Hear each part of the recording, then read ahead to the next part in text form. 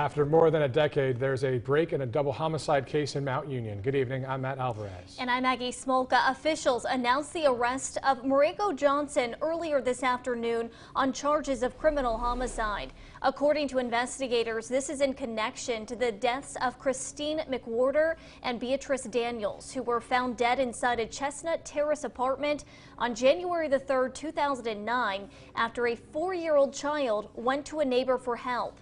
In their original reports, police say that the women were shot in bed while the 4-year-old and 4-month-old infant were lying between them.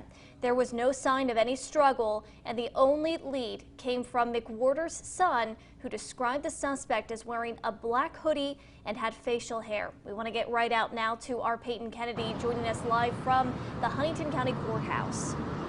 And Peyton, can you break this down for us and what led to the arrest? Matt, Maggie, 7 years after the women were murdered, investigators received results from DNA Phenotyping. It's a process that helps you predict the appearance of a suspect. With a new description, investigators were able to reopen the case.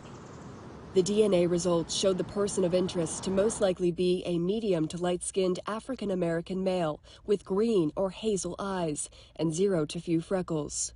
In July 2018, a forensic analyst did additional testing of the DNA recovered at the scene. And this case was continually being reviewed, and fortunately, there is technology out there through Parabon that allowed us to bring this case to a conclusion for an arrest. 47-year-old Mariko Johnson was found as a potential match in October of 2018.